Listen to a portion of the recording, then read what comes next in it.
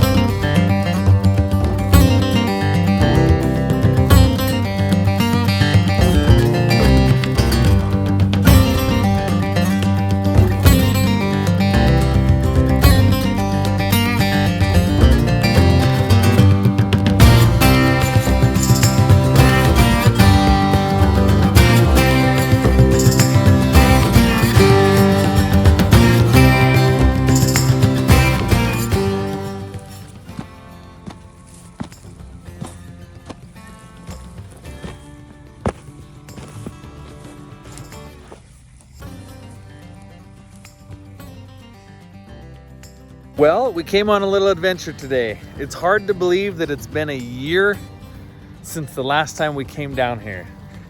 Some of you old school followers from way back in the when, you might remember the fiasco with the drought last year, okay? I'll just kind of recap it for those of you that are new to the situation a little bit. If not, go back, do some homework, binge on some early Wild West action. So last year, we really started dealing with this drought. Last year, it was a little bit of a surprise because early in the spring, you know, the creeks were running, the rivers were flowing, the reservoirs were pretty full of water. And we went out to go check our hay thinking, you know, things are flowing along, things are decent. And we were surprised in a bad way by how poor our hay crop looked. Now, last year I was kind of excited because on top of us having our own stand of hay, you know, at the ranch that we've always put up, I had come up with for myself some little lease projects. So, you know, I have this equipment trailer that's able to haul our hay and equipment around. I've got all the trucks from the trucking business, so I thought, why not go out and look for some opportunities to put up some hay to help kind of secure the ranch. So I found you know, it was like a 70-acre piece of hay out to the east of us that I was going to go put up. Stumbled into this fish and game lease. Basically it's a ranch that when the fella passed away, he gifted it to become a wildlife management area to allow the public in to be able to hunt. And so now it's in the charge of the state of Montana Fish and Game Department. So I had this kind of going, and it's about 80 acres of irrigated property that we were going to tie into. And then I had another one developing where I was going to be able to put up hay around the airport there where we're from. And then this drought thing appeared. We went out and checked our hay and we're like, oh man, this is not good.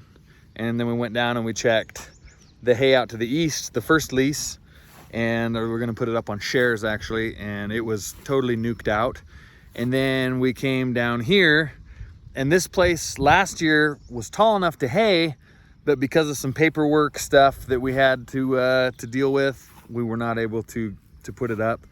The irrigation system has not been used in years, and it was not able to get functional last year. So a year has passed. Oh, and then the airport thing fell through as well. So, and then most of our hay at home fell through. That led to us buying all that straw. You're starting to remember this. You're starting to see the flow. So we bought all this straw. We fed all this straw. We made it through the winter. We've got more rain, okay? And now you're gonna look out here and you're gonna say, well, this doesn't look terribly dry. You'll see, maybe if you follow me on Instagram, you'll see some of the stuff from around the ranch and you go, well, they don't look too bad. Everything is so skin deep around here this year. Like, it's green, but it is just surface deep. I mean, it's just, whew, you dig down just past the crust and there's just nothing there. We've had some very timely moisture, which we're super thankful for because the grass has been growing. So the cows look like they're gonna have some decent pasture. The weather's been really cool, which is a double-edged sword. On one edge of the swipe, it's nice because cool weather means that things aren't quite as stressed, but cool weather also means that the alfalfa is not really going to grow. So our alfalfa you know, and I'll go home and show you some of the alfalfa too to round this video out and give you kind of an update on everything. But the alfalfa is short, and it appears that it's getting buds on it, meaning that it's about to flower. And once it flowers or buds, it's pretty much done growing. So anyway, that's where we're at. A year has passed. Unfortunately, the irrigation here has still not been put into service, which is not the way the lease is kind of drawn up. The fishing game's trying to get that going, but they've had some snags, and I can't fault them on the irrigation deal, because they've been pursuing a company to come get their irrigation going, and that company's really busy with bigger and better things. So you can't really fault the company for not coming down and getting it started. We're just kind of, it's just in a weird spot. It's kind of a donut hole. Could I have come down early in the spring and got this going? Yes, but no. You guys know my schedule, know how busy I am. It doesn't really pay for me to come down and get this going. So we're just in this weird spot. So anyway, to get you up to speed, a little earlier, I went down and we sat down with the fishing game and kind of got some paperwork moving that would allow us, see, you remember last year we were gonna come cut it, but we weren't able to cut it because of some paperwork issues. We got that paperwork stuff ironed out like 2 hours ago, and then Dad and I drove down here, you know, Rooster Toost. We drove down here to come check it out. And now what we're seeing down here, which is different from last year, and this is what's so bizarre, this is worse than it was last year. If you go back and look at the video, you'll see that this was taller and this was more cuttable last year than it is this year. So it's really deceiving, because it looks more lush and it looks more green. Even at home on the ranch, which is a long ways from here, it looks good, right? Well, it's worse off than it was last year, because last year started out really wet and really normal, and everything started growing good, and then everything just got hot and everything went whew. So at least it had some height before everything went hot, and we were able to cut some of it. But here, what we're dealing with out on this stuff, this is all budded, and I mean, the video is not going to show it as well, but I mean, these are my boots and this is the alfalfa. Try to get you down here a little bit on the level. It's just not there. And I mean, last year, and Rooster's so optimistic about everything. And last year, even Rooster was like, yeah, I think this will cut. And that's why we decided to go for it last year before we got the paperwork shut down. This year, Rooster's like, I don't think so. Because with $6 diesel fuel, it takes a lot of resource to come down here. We're a long ways from the ranch. So anyway, I needed to do this to fill you guys in. You've been along this drought journey. And this is what's even more bizarre about this is that in Montana, you're hearing about all this historic flooding. It's not coming from widespread rainstorms. It's coming from some bizarre snow melt up in an obscure mountain range, which is causing all that Yellowstone flooding you've been hearing about on the news. People are like, man, hope you're surviving all the moisture. You're like, yeah, not getting much moisture. Don't get me wrong, we're thankful for every drop we've had, but this is very deceiving, the appearance. This is done growing. We're gonna go over and look at the other side of this place and see, but I'm already gonna call this as definitely a no-go. It's turning yellow. Check this out. You look at the bottom of these plants, see this? It's turning yellow. That means these things are definitely done. They're done growing. There's some weevils in the flower heads, leaf damage. So this crop is only gonna go backwards from here. It's gonna start losing tonnage from here, and it's barely tall enough to meet the cutter blade of the swather. You guys, it's like really, it's just really, it's hard to realize that we're gonna be going back into this whole fiasco that we dealt with last summer. I'm still crossing my fingers. We're gonna go out. I'll take you out this evening. We'll go look around the ranch a little bit and kind of see, but we're gonna have to start gearing up. I'm afraid we're gonna have to start gearing up mentally to start dealing with what's ahead of us here. Guys, old Roost is back. He's just taking a little snooze while I was out walking around. I was gonna record you, but I decided not to. Yeah, no. What do you think out there? Boy, doesn't look any better than last year. I just can't believe they've got no showers down here. When you were kicking it with your boot, that's when I was like, oh. Yeah, jackrabbit runs across here. Looks like a herd of cows. Spraying up dust everywhere. I was telling them how it's a little deceiving that it looks better than it is. You know, you're like, oh, it's green. Because last year when we came down, it was, you could tell it was stressed. Yeah. But it was way taller, wasn't it? Yeah. Mm-hmm. Would you think this is worth bringing all the equipment out to, from what you've seen so far? Unless there's a big rainstorm this weekend, I don't think so. What do you think? I agree. I agree. You know, costs $200 in fuel to come out here, to come out with the semi and back. And for 3 or 4 of them, yeah, costs $1,000 just to move on here. Yeah. And if they get the irrigation up and going, it'd be huge. It'd be a whole different deal. Like I think this needed water on it probably 3 weeks ago. Would have been the time to really put some deep moisture in the ground. I think it's really good soil. It looks great. It's really nice looking, feeling type soil, but it needs water. Don't we all need a little water? See, look how the hills are drying up already. Yeah. Yeah, it doesn't look like they barely turned green ever.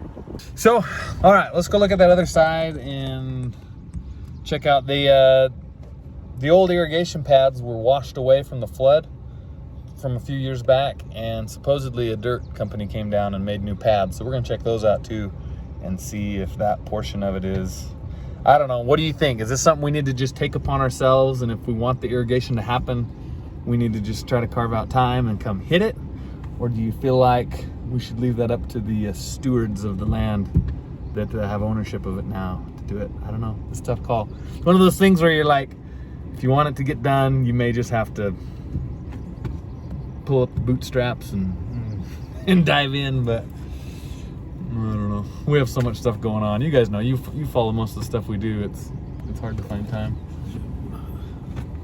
Sorry, he's gonna be ready to go next week. Yeah, that's why I told him we'll go out and take a peek this evening and see what that's looking like. So I don't know, guys.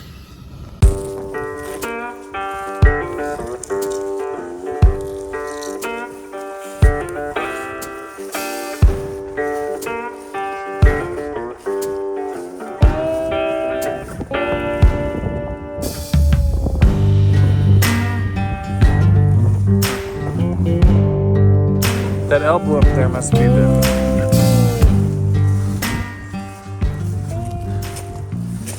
these must be all the spare pieces to get from here to the river.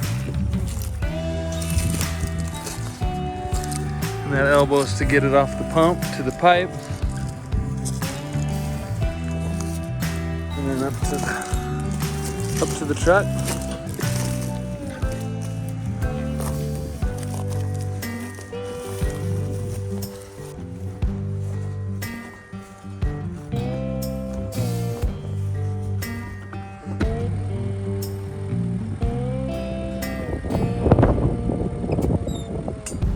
I don't remember the cheatgrass being this thick last year.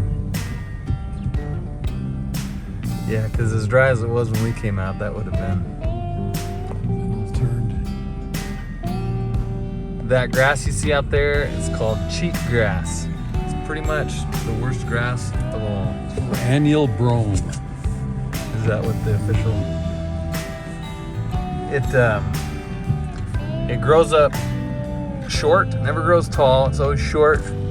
And oh yeah, there you go. When it starts to dry out, it turns this really gnarly purple. And the seeds in it, the little seed heads, they get super sharp. You can cut it when it's really green, and cows will eat it. It's actually good feed. They'll graze it too when it's green and young. They'll keep it chewed down, but when it gets mature and rank, the seeds are actually so sharp. If that gets in your hay bales, a lot of those seeds, while the cows are chewing their feed, will basically stab inside their gums and cause an infection and give them a big old lump jaw. And that appears to be what most of this field is this year. I don't remember it from last year, but that's what we got.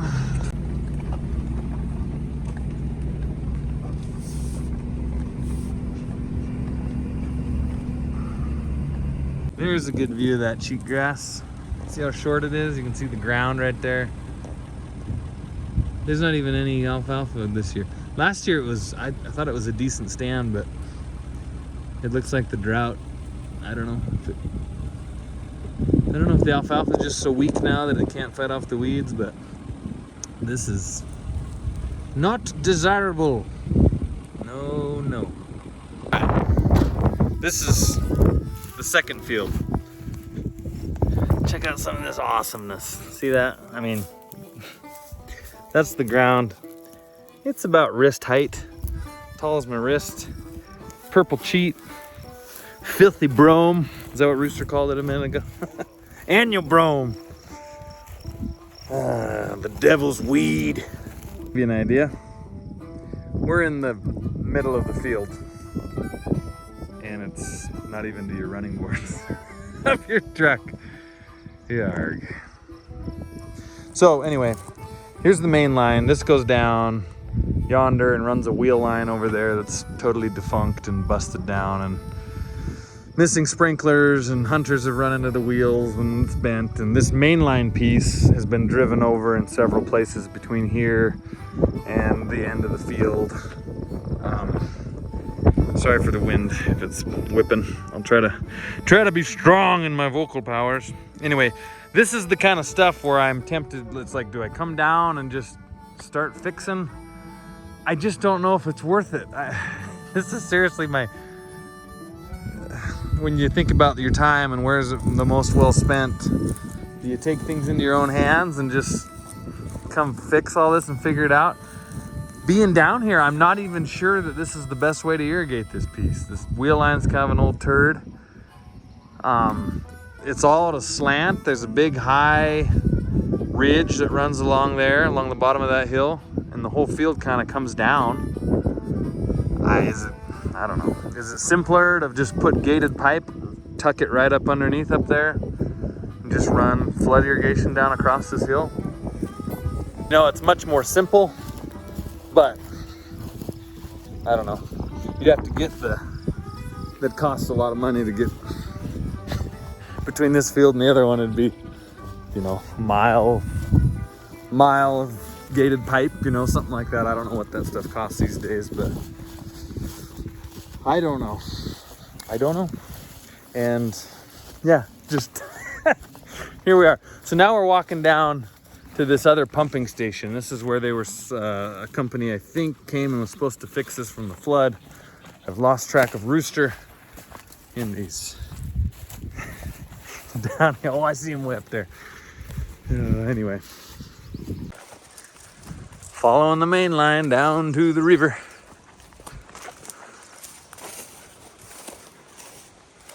Okay, we haven't seen, nobody asked at the office there when we were signing papers, asked them about this pad if they had seen, and they hadn't been able to come down and check it out yet. So as far as I know, nobody's actually laid eyes on this to see if it is functional.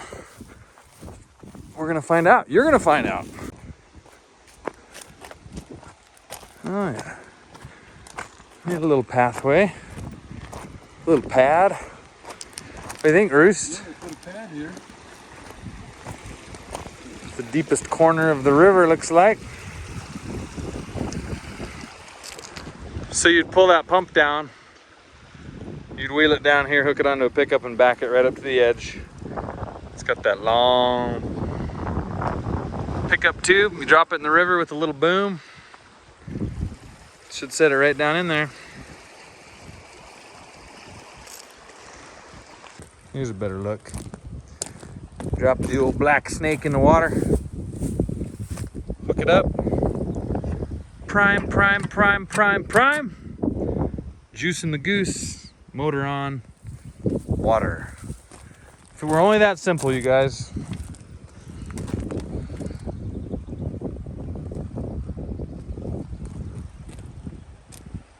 Here's like the little dichotomy, okay?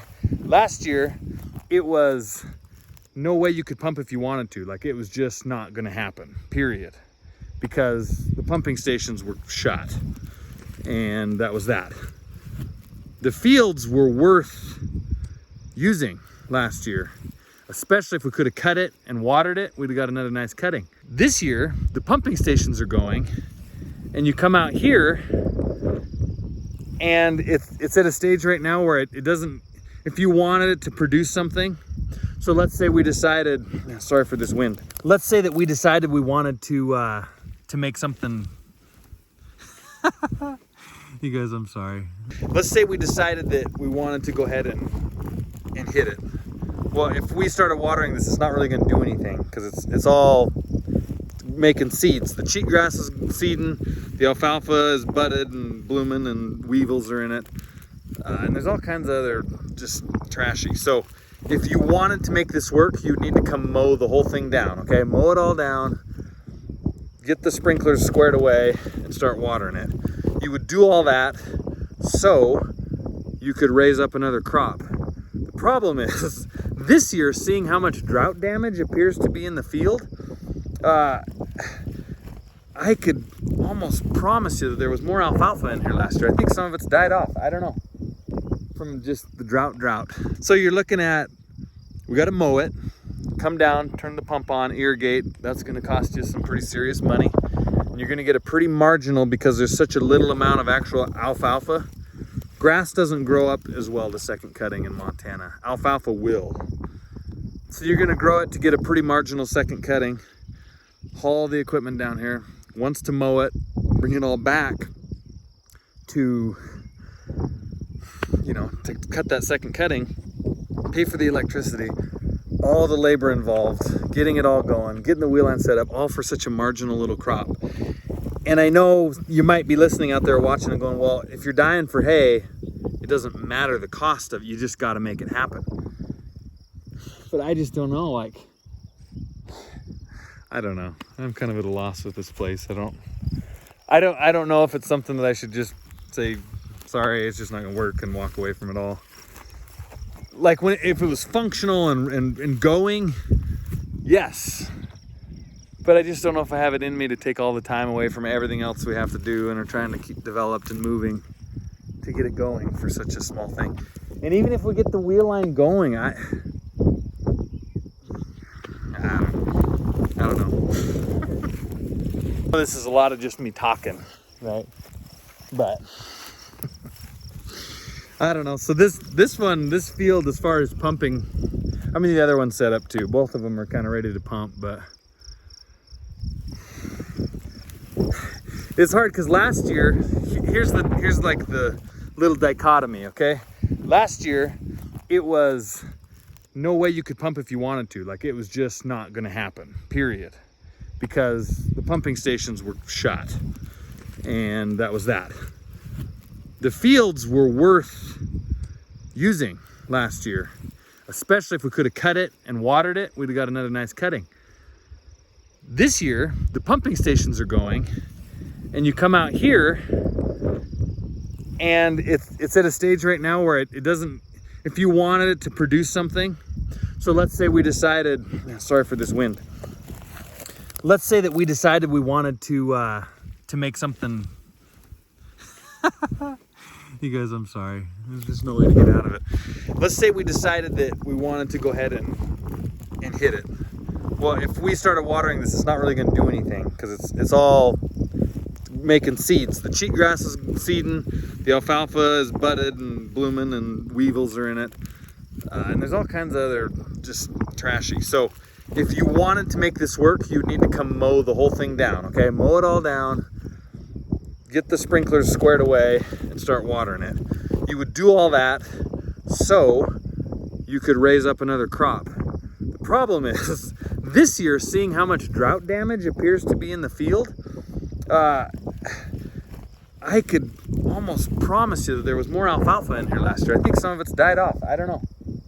From just the drought.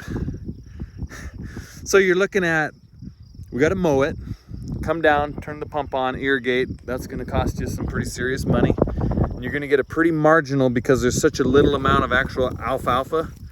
Grass doesn't grow up as well to second cutting in Montana. Alfalfa will. So you're gonna grow it to get a pretty marginal second cutting. Haul the equipment down here. Once to mow it, bring it all back to you know, to cut that second cutting, pay for the electricity, all the labor involved, getting it all going, getting the wheel line set up, all for such a marginal little crop. And I know you might be listening out there watching and going, well, if you're dying for hay, it doesn't matter the cost of it, you just got to make it happen. But I just don't know, like, I don't know. I'm kind of at a loss with this place. I don't know if it's something that I should just say, sorry, it's just not gonna work and walk away from it all. Like if it was functional and going, yes. But I just don't know if I have it in me to take all the time away from everything else we have to do and are trying to keep developed and moving to get it going for such a small thing. And even if we get the wheel line going, I don't know. Rooster was talking and he's like, you know, as trashy as it is, and Rooster's pretty tolerant of, you know, well, if we cut it early, it'll clean up, it'll clear up.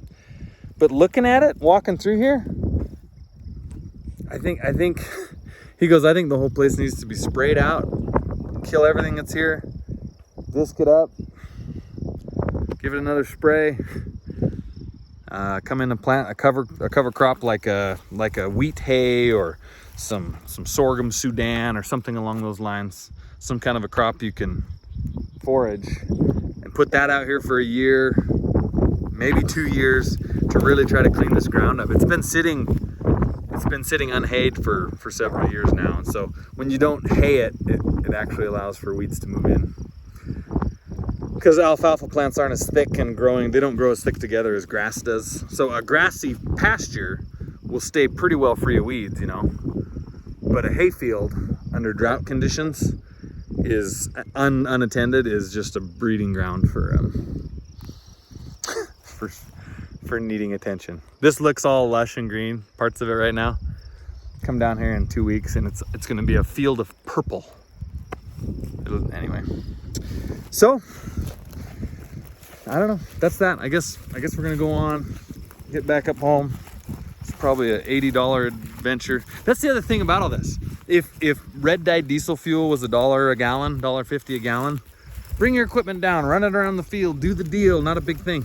Red dye diesel right now in Montana is like $5 a gallon. So to bring your equipment down, to mow this, you know, to haul your stuff, it's like it's not like it used to be. So you have to actually factor that in for the amount of hay that we're gonna get off. What's your time worth? What's your fuel expenses worth? And factor that against, you know, maybe going and getting a bunch more straw put together, or, you know, some of the other alternatives.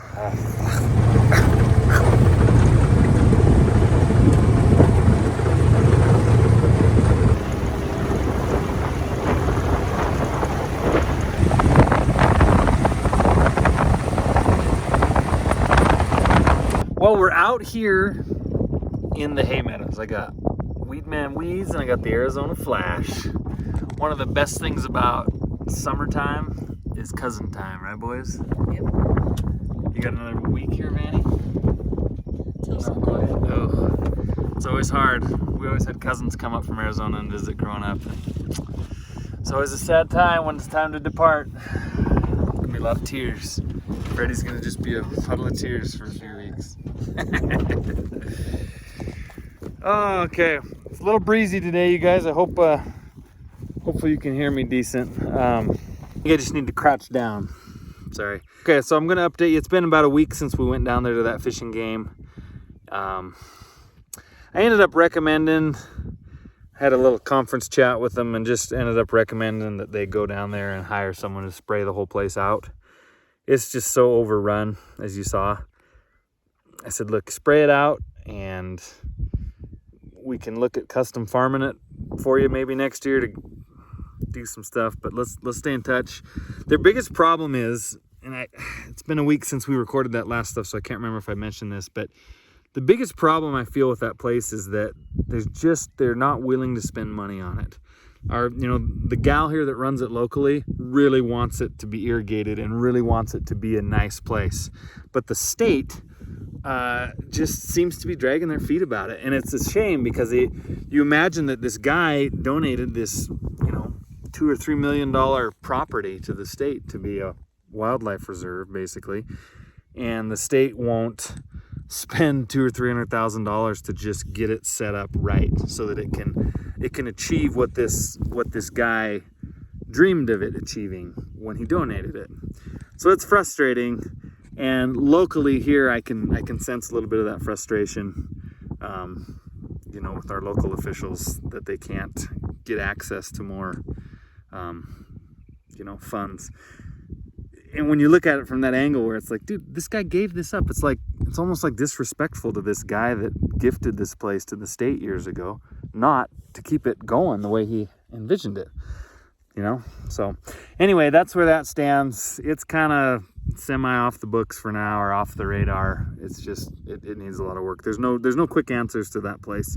I appreciate a lot of the ideas and thoughts you guys have had and shared. But anyway, so now we're back here. It's it's normally when we would start haying. We've kind of been keeping an eye on it out here. It's not overly dried out yet out here because it's been so cold. We've had just some little showers, no big soaking rains, but just some little showers to keep the grass, as you can see, you know, it's green. The grass is green, which is nice. It's a big blessing. But now we're going to go around and start surveying the hay a little bit. And I want to show you some of these hay fields where you can discover them with me, kind of like we did last year. Last year it was a total shock. If you remember that video, it was a total shocking surprise to see how poor all the hay was as we started to tour through it. This year, my expectations are about this big, so so there's not much. But what I'm seeing already out here, this field here, I mean, look at it, look how thin it is. This is a field that's had a little trouble producing in the past years, but we spread a bunch of manure from the feedlot on it last spring, not like a few months ago spring, but a year last spring, right before the main big drought thing hit. And anyway, of course it didn't do anything that year because we got no rain. And this year we've had minimally more rain. I don't know what to tell you guys about it. It's a piece of ground that has been poor for a lot of years, and it looks green and nice, and we were hopeful that it was a little better, but you can see how thin it is. And it's thin because the grass it's just not coming up. It's just not kicking up. Ugh.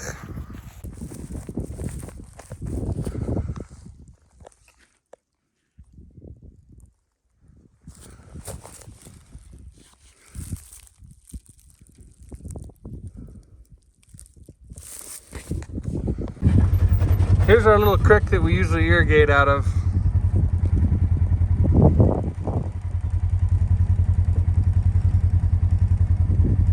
Normally we would have just shut the water off, you know, maybe a week ago. In a regular year we would have pulled the irrigation water to let it start drying out for haying. But this year it did not even run enough to irrigate.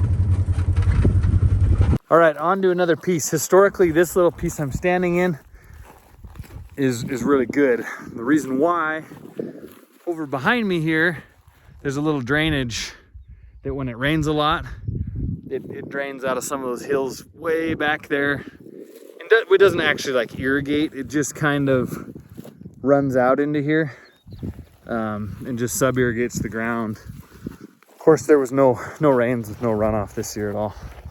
But even being that's the... It's hard to gauge for you guys viewing this. Like you look at it, and you're like, hey, look, it's green, and you can see the winds blowing the grass. At best, this stuff here is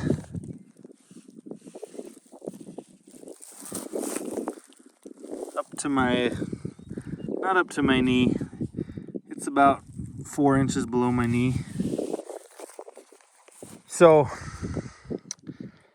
it's just not quite there. I mean, we're gonna cut this. We're gonna cut this because we have to. That's all we have. But it's just thin. See how thin it is? See, you can see the ground through everything. And this is ground that we feed a lot of cows on. So if you look down here, we have a fair bit of organic matter that helps cover the bare ground. and helps lock some moisture in. But it's just, we just didn't get the moisture. It's so deceiving. I've said this 100 times, and I'll say it one more time in this video. This is so skin deep, you know. I'm just grateful to have it, but it's all so surface deep. And when you get out in it and start walking in it, it's just so thin. I mean, like this grass here, that normally this stuff would have grown up about this tall. This crested wheatgrass would have grown up just up over your knees. And look how thin it is too. Crested wheat sometimes can have kind of thick blades. Look how, it's just thin. It's so thin. Like look at this, is a little cluster of crested wheat. I mean, normally you put your hand on the back side of that and you probably wouldn't see your hand through that little tuft. But, and then the alfalfa, same thing. Look how spindly it is. And I mean, it's soft and it's not like burned up or nothing, but it's just short. I mean, that alfalfa plant comes just to the top of my boot, just above my boot. All right, now I've showed you this piece last year. This also is another spot that is usually so thick and full that actually the crop gets so heavy it lays down. It's called lodging, where the forage is just so tall and so thick that it can't support itself anymore, and it lays over and just lands on itself. And we can't actually, when we cut it, we can't rake it together. Usually we rake 2 windrows into one. And this piece here, there's a little road there that the Rangers parked on. But this piece here is this, we call it the triangle piece, but it is so thick that you can't rake it. You just have to bale it like a single row. As I was mentioning before, that runoff that comes down, that's where I just had you, it was right over there. That runoff comes through that little field into this triangle and just kind of leaches down to the east. But I mean, Rooster will end up cutting this, I'm sure, just because he'll have a sense of feeling like he's just got to do it. But maybe he won't. I don't know. I'm going to tell you about a problem that I foresee this year. That is, you're not going to believe it when I tell you what I think it is. But this field here, this is something that developed from the drought. This is fairly new alfalfa.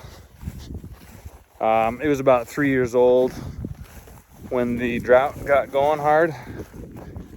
And first couple years that we had it, see right now, look how trashy it is. Kind of remind you of that Fish and Game place, right?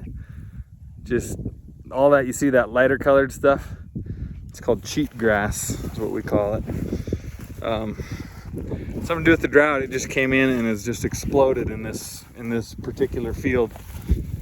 We'll have to cut this regardless because this cheat grass, I think I mentioned earlier in the video, it's the stuff that gets the real hard seed that can penetrate a cow's mouth and give them a sore inside.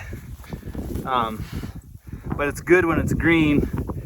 It's not purple yet, but it needs to be cut ASAP. So, but it's pretty much garbage. It's mostly cheat grass and a few small plants of alfalfa. I don't know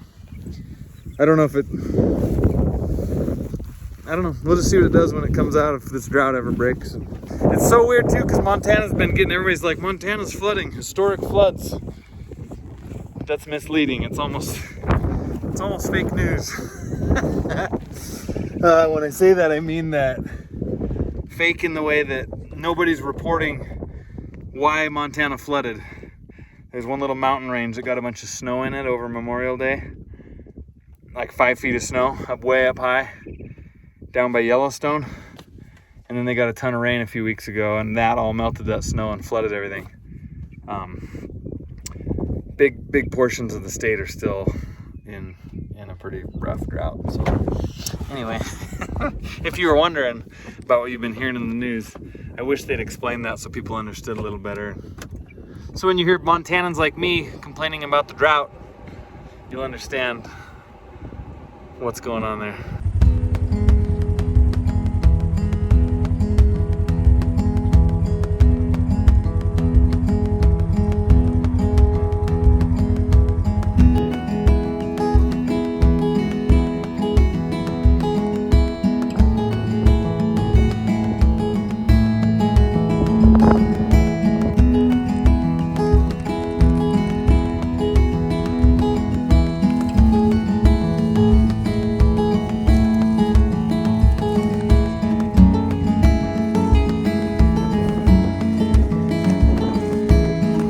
Well, here's maybe a bright spot. I'm still gonna explain our main bizarre conundrum at the end of this, but I wanted to walk out here, at least give us all some kind of semblance of hope.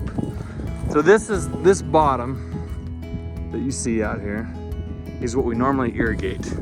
When that creek is running real good, we send water out here and it irrigates, okay? It's all that going, and it's real subby ground. The water doesn't actually flow over every inch of this, but this little piece, for whatever reason, water goes underneath the surface and really spreads around. And this is the piece that last year, if you remember, this is what I videoed baling last year. This was like the only piece that really developed any hay last year and put up anything. So I'm walking out into it to show you. It's a similar thing to the crested wheatgrass. This is called brome, but it's really thin and short because it was just been so cold. These things usually are up to your waist, these seed heads. They're usually up to my waist. Now they're up just over my kneecap. So it's much better than nothing, right? It's gonna cut, and we'll end up cutting this whole piece for sure. But it's super thin, so the tonnage is gonna be terrible. But it's something. I bet we'll get a half a ton, 3/4 of a ton to the acre off the best of the ranch this year. That's my rough guess. Okay, so that's it. I think we're gonna call this good for this video. Appreciate you guys following along on this little journey and letting me kind of vent to you and show you what's going on. But it's hard to believe this, but I'm afraid that we're gonna go into this winter with less total hay than we did last winter. And it's hard to believe that because last year it quit raining at the end of May and we just never saw another rain ever since. This year's been different in that regard. We got showers throughout, even up till last week, where we'd get 1/10 or 2/10 of an inch at a time to keep the grass green. That's why it looks deceivingly nice. But we never got that good soaker, which is why all these plants are so short. And on top of that, it was very cold. So the cold is nice because it keeps things from burning up, but the cold is tricky because it keeps everything from growing as well. So everything gets short and goes, well, we better make a seed head. We better make some seeds and call it a year because it's cold. So that's what's going on. But last year, if you remember, a lot of you are probably new to the fiasco since last year, but last year we had about 150 bales left over from 2 years ago, and then we put up about 125 or 150 bales of hay last summer off of this little piece here. So all of that, we have zero hay, as you know, left over because we used everything. So I'm worried that we're not going to put up 300 total bales of hay off of this ranch, which, as a reminder, in good years past, and I'm hopefully I've been able to find some clips to throw into this video from some good haying years to show you what it's usually like. But anywhere from 1,200 bales to 2,000 bales in our best ever years since we've been here. So we're going from that to I really honestly don't know that we're gonna get even 150, 200 bales off the whole ranch this year. So it's a little bit daunting, I'm not gonna lie. I'm hopeful, but I'm also a realist because I like to try to be prepared and plan ahead and know what we're gonna do going forward. We'll know a lot more in about a week because we're gonna go get the swather ready next and start getting the hay and equipment pulled out, and old Rooster Man's gonna jump in here and start knocking her down. But it's a little bit daunting. I know we can get through it because we did it last year, and we found a proven way that we can survive and get by and get through. But I'm not gonna lie and be honest. I'll be honest and tell you that it's a little bit daunting to just think about all that we went through, and we did. We found a path forward last year, and I think we're gonna be following in the footsteps of last year in the way that we're gonna need a lot of straw bales again.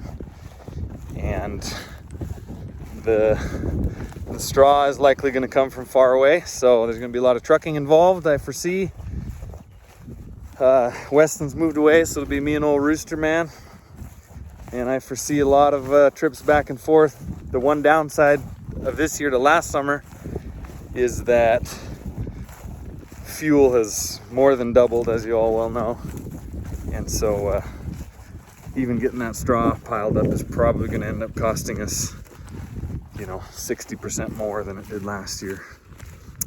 But it's the only way we can get through. So I can't really say let's hope that it turns out well, because I just looking at it, it's just not realistic to say. I think we're gonna have 600 or 700 bales of hay out here. We're just not going to. So the big question mark will be, how much hay are we gonna get? Once we get that number, then we can start making a plan. How much grain do we need to get hauled in? Where do we need to find that from? What's the way? How many kids are we gonna have to sell off? No kids. They're worth far too much. But anyway, you guys will persevere. Keep your fingers crossed, and you never know. Maybe we'll get some late fall rains after we cut all this down, and it'll really spring forward the place again, and we'll have a bunch of pasture for the fall. Who knows? But anyway, you guys keep her steady, and we will catch you again when we start knocking some hay down. I'm back. You know what? I got in from the field. I went and had some lunch, and I thought about things, and I don't want to end that video on a it's daunting and blah blah blah. It is, but it is what it is, and it's going to be another hard year, and that's just that. We're just going to go forward with it, and we'll make it work. We know from last year's experience we can make it work. So sure, it might take more time, more struggle, more toil, whatever, but it's okay. It's all gonna be all right. We'll keep a attitude of gratitude, and we'll rock it on. We gotta haul some straw. It'll be a good job for this truck because it should be just coming fresh out of that overhaul. We'll just get her tuned up, and we'll rock and roll. So you guys, I'm gonna keep it upbeat. I'm gonna keep it chipper, and we'll figure it out.